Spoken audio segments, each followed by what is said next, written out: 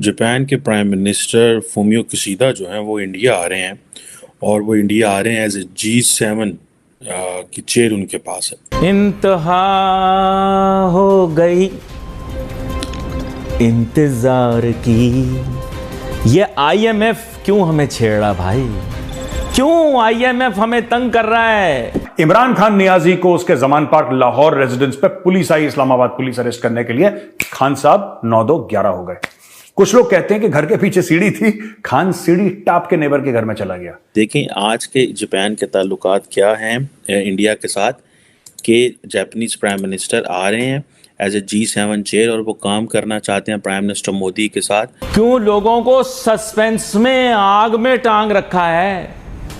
ना आरिया है ना जारिया है, बस खड़ा खड़ा मुस्कुरा रिया है। यूएई के गवर्नमेंट ने अनाउंसमेंट की है कि दुबई में रहने वाले पाकिस्तानी जो अपने बच्चों को पढ़ाई से महरूम रखेंगे उनके वीजाज रिन्यू नहीं किए जाएंगे, बल्कि इस कानून की खिलाफ वर्जी करने वाले पाकिस्तानियों को डिपोर्ट कर दिया जाएगा। गाइस, यूएई ने कहा है कि अब 18 साल के पाकिस्तानी नहीं आ सकते यूएई के अंदर। अगर मैं बाय द वे बदकिस्मती से पाकिस्तान का प्राइम मिनिस्टर होता, सबसे पहले मैं मुल्क में पता क्या लगाता? Education emergency. मैं कहता तुम सब के सब अनपढ़ हो, गो बैक टू स्कूल, पहले ढंग की पढ़ाई करो। हम जापान को देखते हैं कि जी वो इन्वेस्टमेंट करें, वो ये करें, वो करें, वो हमें सीरियस ही नहीं लेते। और ऊपर से चाइना फैक्टर। पाकिस्तानियों का यही हिसाब है, जब तक इनके सर पे डंडा ना आए, जब तक इनको करें ना कि जनाब करें, नहीं करेंगे तो डिपोर्ट कर देंगे, इसके अलावा कोई भी नहीं करेगा। आप तो कहते थे आप इस्लामी सुपर पावर हो, आप तो कहते थे पाकिस्तान इस्लाम का किला है, आप तो कहते थे दूध और शहद की नदियां बहेंगी, आप तो कहते थे कि एशियन टाइगर बन रहा है पाकिस्तान। और जहां अगर आप कंपेयर करें इंडिया के साथ, देखें हमारा बस इंडिया के साथ यही है कि क्रिकेट मैच देख लें वही अच्छा है, बाकी हमारा इंडिया के साथ कोई कंपैरिजन नहीं है। यहां पे तो ये तुम्हारा प्रधानमंत्री कहता है कि लीस्ट डेवलप्ड, यानी सबसे जो नीचे दर्जे के जो मुल्क हैं उनके लिए गया है, उस कॉन्फ्रेंस में गया है तुम्हारा प्रधानमंत्री। लीस्ट। हेलो, जय हिंद दोस्तों, स्वागत है आप सभी का SP न्यूज़ 91 में। दोस्तों मैं आपको बता दूं कि यूएई ने एक नया जो है कानून पारित किया है। दुबई ने क्या कानून पारित किया है कि जितने भी पाकिस्तानी लोग दुबई के अंदर रह रहे हैं उनके बच्चों को उनके लिए शिक्षा ज़रूरी कर दी है। यानी कि जो भी कोई पाकिस्तानी अपने बच्चों को नहीं पढ़ाएगा उसका वीज़ा कैंसिल करके उसे वापस पाकिस्तान भेज दिया जाएगा। ये इसलिए किया है क्योंकि ये वहाँ पर जाकर पढ़ जाते हैं और वहाँ पर अपने मतलब बच्चों को ना तो पढ़ाते हैं ना कोई शिक्षा देते हैं। मतलब वहाँ के उसमें आप समझ सकते हैं कि वहाँ की जो अनुशासन है उसमें कहीं ना कहीं कमी आती है, क्योंकि अनपढ़ लोग होंगे तो अनुशासन रहेगा, अनुशासनहीनता होगी। मैं आपको बता दूं कि अनपढ़ लोग हमेशा अनुशासन ही फैलाते हैं और इनका भी काम कुछ ऐसा ही है।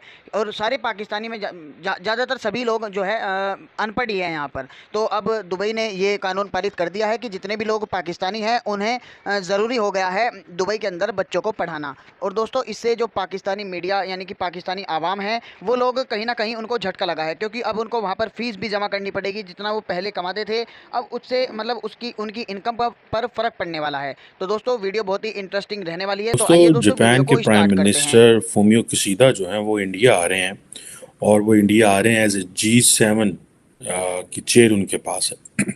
कि देखें आज के जापान के ताल्लुकात क्या हैं इंडिया के साथ, कि जापानीज प्राइम मिनिस्टर आ रहे हैं एज ए G7 चेयर और वो काम करना चाहते हैं प्राइम मिनिस्टर मोदी के साथ।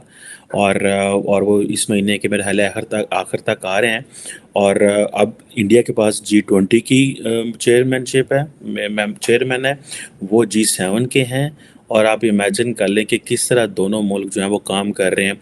और पाकिस्तान के लिए इसमें जो इम्पोर्टेंट चीज़ है वो ये है कि ये जो जॉइंट प्रेस रिलीज जारी होगी उसमें ये जिक्र होगा कि Pakistan should stop counter terrorism. ये जो टेररिज्म है स्पॉन्सर नहीं होना चाहिए, क्योंकि लास्ट टाइम जब आई थिंक किशिदा साहब आए थे या आई फॉरगॉट कि कौन आया था, I think Japanese foreign minister आए थे या कुछ आया था जापान से बड़ा important. India made it sure के बीच में ये लिखा जाए। और फिर हुआ ये कि आई वॉज इन इस्लामाबाद और मैंने चेक किया मुख्तलिफ सोर्सेज से, तो फिर पाकिस्तान ने एहतजाज किया था जापान के साथ कि ये आप क्यों कर रहे हैं। और मेरी इतला के मुताबिक जो जापानीज़ गवर्नमेंट है उसको ये एडवाइज़ किया गया था कि आप ये काम ना करें। ये जो आप क्योंकि जब जापानीज़ प्राइम मिनिस्टर इंडिया आता है तो ज़ाहिर बात है एक पूरे खित्ते का एक अप्रोच ली जाती है। I don't want to give details, I have some details on that, लेकिन जैसे इम्पोर्टेंट चीज़ ये है कि बेसिकली किस तरह इंडिया और जापान की जब जॉइंट स्टेटमेंट आएगी उसमें पाकिस्तान का जिक्र आएगा, और that will not be with a good reference. Shehbaz Sharif ये दोहा पहुंचे और यहां पे एक यूएन कॉन्फ्रेंस है दोहा में, लीस्ट डेवलप्ड कंट्रीज। अब ये देखिए, ये कॉन्फ्रेंस है लीस्ट डेवलप्ड कंट्रीज की, जिसमें ज्यादातर अफ्रीका की कंट्रीज हैं, कुछ एशिया की कंट्रीज हैं, ज्यादातर की बात कर रहा हूं मैं। I am not talking about everything, I am talking about not all the countries but most of the countries, they are from Africa and some are from Asia. तो एलडीसी यानी कि लीस्ट डेवलप्ड कंट्रीज का एक Qatar में हुआ, यहां पे पहुंच गई है। और फिर इन्होंने देखो इनका ट्वीट, इनको ना शर्म भी नहीं आती यार। मुझे एक बात समझ, अगर कोई हया हो, कोई शर्म हो, आप में कुछ अगर गैरत बाकी हो, कोई सेल्फ रिस्पेक्ट हो, ये देखिए, just reach Doha on the invitation of my brother his highness Sheikh Tamim bin Hamad Al Thani, the Emir of Qatar, to attend the 5th UN conference on least developed countries LDCs. I will share Pakistan's perspective on the socio-economic challenges facing LDCs in Asia and Africa. Least developed countries have been badly affected by climate change, post-pandemic and geostrategic disruption in food and energy supply chains. These global events have left them vulnerable. LDCs will be better served by putting welfare of people at the center of public policy. यार एक बात बताओ, मैं confuse हूं थोड़ा सा, और मैं अपने जो पाकिस्तानी भाई बहन देख रहे हैं, मैं उनसे जरा क्लैरिटी चाहता हूं। आप तो कहते थे आप इस्लामी सुपर पावर हो, आप तो कहते थे पाकिस्तान इस्लाम का किला है, आप तो कहते थे दूध और शहद की नदियां बहेंगी, आप तो कहते थे कि एशियन टाइगर बन रहा है पाकिस्तान, आप तो कहते थे कि सी पैक ऐसा हो जाएगा कि भारत के मुंह से लार टपकेगी और गोरे वहां पे वीजा लेने के लिए तैयार हो जाएंगे। हैं भाई, हैं भाई, हैं आप तो यही कहते थे, जिहाद फी सबीलिल्लाह, पाकिस्तान ऐसा हो जाएगा कि ऐसा हो जाएगा फलाना। यहां पे तो ये तुम्हारा प्रधानमंत्री कहता है कि लीस्ट डेवलप्ड, यानी सबसे जो नीचे दर्जे के जो मुल्क हैं उनके लिए गया है, उस कॉन्फ्रेंस में गया है तुम्हारा प्रधानमंत्री। लीस्ट डेवलप्ड यानी कि जो सबसे कम जिनमें डेवलपमेंट हुए, वो बगल में कॉन्गो भी होगा, बगल में सूडान भी होगा, ठीक है, इधर अफगानिस्तान है, इधर पाकिस्तान है। गरीब मुल्क होना कोई बुरी बात नहीं है, ठीक है। अफगानिस्तान में प्रॉब्लम है, अफगानिस्तान के पास पैसे नहीं, दैट्स ऑल राइट। सूडान में प्रॉब्लम है, सब में।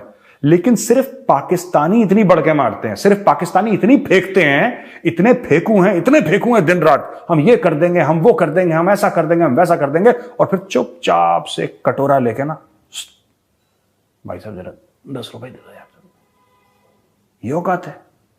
तुम्हारा प्रधानमंत्री गया है लीस्ट डेवलप्ड कंट्रीज और वहां पे लेक्चर देगा, और फिर कतर से कुछ पैसे मांग के लाएगा। यार मैं फिर कह रहा हूं, गरीब मुल्क होने में कोई बुरी बात नहीं है, हर एक मुल्क एक जैसा नहीं होता।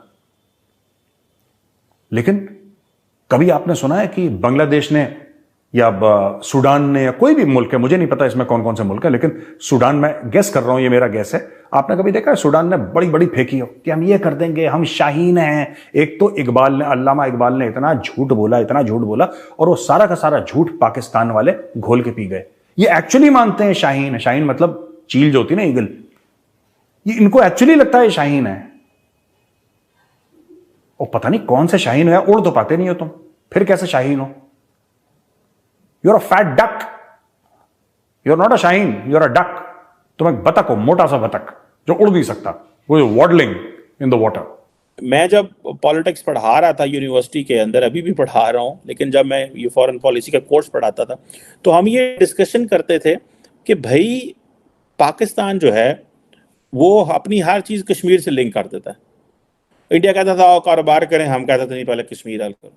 इंडिया कहता था ये करो, हम कहते थे कश्मीर हल करो। आज इंडिया कहता है अच्छा कारोबार क्या करना है, कारोबार करना है, अच्छा पहले दहशतगर्दी बंद करो। सो इंडिया ने उसको, जो हमने कश्मीर किया, इंडिया आपने उसको दहशतगर्दी से लिंक कर दिया। और अब पाकिस्तान जिस तरह कह रहा है, उन्होंने समझ ही नहीं आ रही हमने जाना कौन से रास्ते में। और फिर अभी जब पाकिस्तान और भारत की ये जो ट्रेड हो भी रही थी, वो सारी बंद हो गई 370-35A के बाद, जब दोनों सरकारों ने, इंडियन सरकार ने हमसे मोस्ट फेवरेट नेशन स्टेटस वापस ले लिया। उन्होंने हमसे मोस्ट फेवरेट नेशन स्टेटस वापस ले लिया भारत ने। वो इसलिए वापस ले लिया, उन्होंने कहा यार ये चले ने, इनको तो हम देते हैं, जो है वो देते हैं, ये कारोबार ही नहीं करते।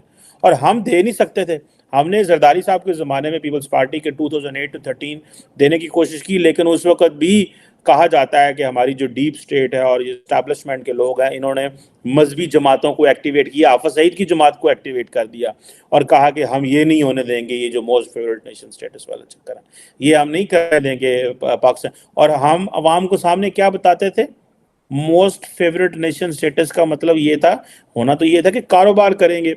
एक लिस्ट होती है negative list and positive list की, कि ठीक है जी ज़्यादा से ज़्यादा पॉजिटिव लिस्ट हो ताकि कारोबार हो सके जिनके ऊपर ना। लेकिन हम क्या करते थे, हम मोस्ट फेवरेट नेशन स्टेटस का जो हमारे दाएं बाजू की मजहबी जमातें जो थी, जैसे हाफिज सईद और बाकी लोग जैसे, ये इसका स्टेटस करते थे, इसकी ट्रांसलेशन ये करते थे कि हम हुकूमत को भारत को पसंदीदा मुल्क करार नहीं देने देंगे।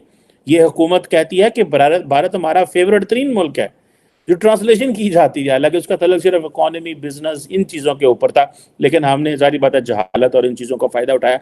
और हुकूमत की इतनी जरूरत ही नहीं होती थी कि इन दहशतगर्द जमातों को या जो मिलिटेंट्स हैं इनको सजाएं दे सके या इनके बारे में कुछ कर सके, क्योंकि ये सारी बात है स्टेट के प्रोजेक्ट थे, स्टेट के वो तो किस हवाले से ये हो सकता था। अब ये उरी का वाक़या हुआ कि उसके बाद सारी चीज़ें, सारी बातें जो है बंद हो गई। और अब अगर आप ये इसको शुरू करें तो भारत और पाकिस्तान LOC पे बड़ी सारी जो ट्रेड हो सकती है, ठीक है जी। और दोनों मुल्क जो हैं इसके ऊपर बड़ा काम कर सकते हैं, बड़ी मेहनत कर सकते हैं, और जो एक पूरे का पूरा जो है वो इकोसिस्टम अमन का क्रिएट हो सकता है अगर दोनों मुल्क इसके ऊपर जो है वो इन्वेस्टमेंट करें, दोनों मुल्क इसके ऊपर ध्यान दें। और इसका जारी बात है, आप कश्मीरियों से जाके पूछें कि उनको कितना एडवांटेज हो रहा है और वो कितने खुश हैं कि अमन है और उनको पता है कि इन्वेस्टमेंट आ रहा है। आज अगर भारत वहाँ पे इन्वेस्टमेंट कर रहा है, कारोबार की बातें हो रही हैं, ठीक है जी, तो वो इसीलिए हो रही हैं कि उनको पता है यार कि ठीक है अच्छे हालात आएंगे, बिजनेस होगा, इकॉनमी होगी। हमने अपने पाकिस्तान में जो कश्मीर है उसको थोड़ा दबा के रखा हुआ है।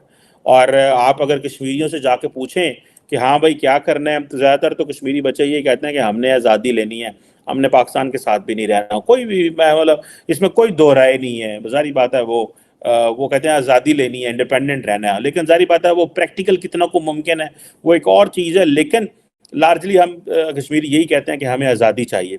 दूसरी तरफ अगर कश्मीरी जो हैं वो चाहते हैं कि कारोबार हो, वो तो लोग कैद बैठे हुए हैं। वो जो एरिया है जहाँ पे लोग पहले मरते थे, चीज़ें इस तरह की होती थी, आज वो। तो दोस्तों आपने वीडियो तो पूरा देख ही लिया होगा। इस वीडियो को देखने के बाद आपके दिमाग में कोई ना कोई सवाल, कोई ना कोई विचार ज़रूर आया होगा। आपके दिमाग में जो भी कोई थॉट आया है आप हमें कमेंट बॉक्स में मेंशन कर सकते हैं, और साथ ही आपको बताना है कि आपकी राय क्या है पाकिस्तान को लेकर के, आप क्या कहना चाहते हैं कमेंट बॉक्स में ज़रूर मेंशन करें। और ये हालात जो ये दुबई ने इनके साथ किया है बहुत ज़्यादा सही किया है। अब जो रही पाकिस्तान में पढ़ाई की बात, पाकिस्तान में तो मदरसे हैं, मदरसे छाप पढ़ाई मिलती है इनको, इनके दिमाग में मदरसों में जहालत भरी जाती है, नफ़रत भरी जाती है, इससे अलग मदरसों में और कुछ नहीं सिखाया जाता।